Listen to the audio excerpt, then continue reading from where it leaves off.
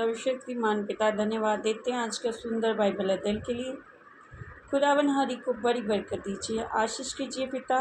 सारी आदर महिमा जलाल आपके नाम को मिले, यीशु नाम से मांगते हैं, आमीन। हम पढ़ेंगे न्यायों की किताब 18 अध्याय, दान का गोत्र और मीका। उन दिनों में इसराइलियों का कोई राजा ना था और उन्हीं दिनों में दानियों के गोत्र के लोग रहने के लिए कोई भाग ढूंढ रहे थे, क्योंकि इसराइली गोत्रों के बीच उनका भाग उस समय तक ना मिला था। तब दानियों ने अपने समस्त कुल में से 5 शूरवीरों को सोरा और एश्ताओल के देश का भेद लेने और छानबीन करने के लिए ये कहकर भेज दिया, जाकर देश में छानबीन करो। इसलिए वे अप्रैम के पहाड़ी देश में मीका के घर तक जाकर वहाँ टिक गए। जब वे मीका के घर के पास आए तब उस जवान लेवीय का बोल पहचाना, इसलिए वहाँ मुड़कर उससे पूछा, तुझे यहाँ कौन ले आया और तू यहाँ क्या करता है और यहाँ तेरे पास क्या है? उसने उनसे कहा, मीका ने मुझे ऐसा ऐसा व्यवहार किया और मुझे नौकर रखा है और मैं उसका पुरोहित हो गया हूँ। उन्होंने उससे कहा, परमेश्वर से सलाह ले, हम जान ले कि जो यात्रा हम करते हैं वह सफल होगी या नहीं। पुरोहित ने उनसे कहा, कुशल से चले जाओ, जो यात्रा तुम करते हो उस पर यहोवा की कृपा दृष्टि है। तब वे 5 मनुष्य चल निकले और लैश को जाकर वहाँ के लोगों को देखा कि वे सिदोनियों के समान निडर बेखटके से शांति से रहते हैं और इस देश का कोई अधिकारी नहीं है जो उन्हें किसी काम में रोके, और ये सिदोनियों से दूर रहते हैं, दूसरे मनुष्यों से कोई व्यवहार नहीं रखते। तब वे सोरा और एश्ताओल को अपने भाइयों के पास गए और उनके भाइयों ने उनसे पूछा, तुम क्या समाचार लेकर आए हो? उन्होंने कहा, आओ हम उन लोगों पर चढ़ाई करें, क्योंकि हमने उस देश को देखा है कि वे बहुत अच्छा है।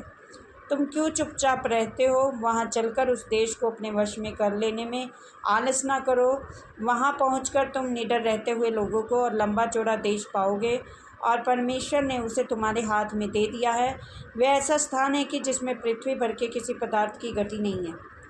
तब वहाँ से अर्थात सोरा और एश्ताओल के दानियों के कुल 600 पुरुष ने युद्ध के हथियार बांधकर प्रस्थान किया। उन्होंने जाकर यहूदा देश के क्रियातारीम नगर में डेरे खड़े किए, और इस कारण उस स्थान का नाम महदेन दान आज तक पड़ा है और क्रियातारीम के पश्चिम की ओर है। वे वहाँ से आगे बढ़कर अप्रैम के पहाड़ी देश में मीका के घर के पास आए, और जब जो 5 मनुष्य लैश के देश का भेद लेने गए थे, वे अपने भाइयों से कहने लगे, क्या तुम जानते हो इनके घर में एक अपोद और कहीं एक ग्रह देवता, एक खुदी हुई और ढली हुई मूरत है। इसलिए अब सोचो कि क्या करना चाहिए। वे उधर मुड़कर उस जवान लेवीय के घर गए जो मीका का घर था, और उसका कुशल पूछा, और वे 600 दानी पुरुष फाटक में हथियार बांधे हुए खड़े रहे। और जो 5 मनुष्य देश का भेद लेने गए थे, उन्होंने वहाँ घूमकर उस खुदी हुई मूरत, एपोद और ग्रह देवताओं और ढली हुई मूरत को ले लिया, और वह पुरोहित फाटक में उन हथियार बंधे हुए 600 पुरुषों के संग खड़ा रहा। जब वे 5 मनुष्य मीका के घर में घुसकर खुदी हुई मूरत, एपोद, ग्रह देवता और ढली हुई मूरत को ले आए थे, तब पुरोहित ने उनसे पूछा, ये तुम क्या करते हो? उन्होंने उससे कहा, चुप रह, अपने मुंह को हाथ से बंद कर और हम लोगों के संग चलकर हमारे लिए पिता और पुरोहित बन। तेरे लिए क्या अच्छा है कि ये एक ही मनुष्य के घराने का पुरोहित हो, या ये कि इस्राएलियों के एक गोत्र और कुल का पुरोहित हो। तब पुरोहित प्रसन्न हुआ, इसलिए वे अपोद, ग्रह देवता और खुदी हुई मूरत को लेकर उन लोगों के संग चला।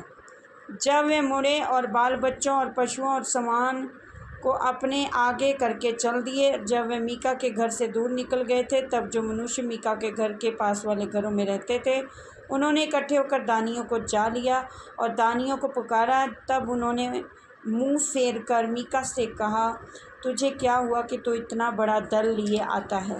उसने कहा, तुम मेरे बनाए हुए ग्रह देवताओं और पुरोहित को ले चले हो, फिर मेरे पास क्या रह गया? तो तुम मुझसे क्यों पूछते हो कि तुझे क्या हुआ है? दानियों ने उससे कहा, तेरा बोल हम लोगों में सुनाई ना दे, कहीं ऐसा ना हो कि क्रोधी जन तुम लोगों पर प्रहार करें और तू अपना और अपने घर के लोगों के भी प्राण को खो दे। तब दानियों ने अपना मार्ग लिया, और मीका ये देखकर कि वे मुझसे अधिक बलवंत हैं, फिर के अपने घर लौट गया।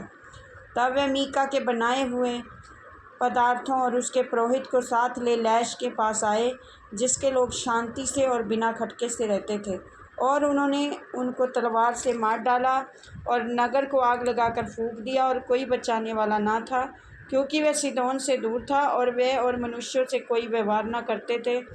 वह बेत्रहोब की तराई में था। तब उन्होंने नगर को दृढ़ किया, उसमें रहने लगे, और उन्होंने उस नगर का नाम इस्राएल के एक पुत्र अपने मूल पुरुष दान के नाम पर दान रखा, परंतु पहले उस नगर का नाम लैश था।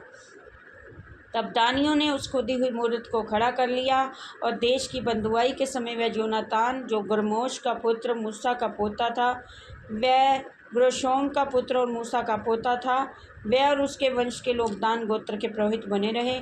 और जब तक परमेश्वर का भवन शीलो में बना रहा, तब तक वे मीका की खुदवाई हुई मूरत को स्थापित किए रहे।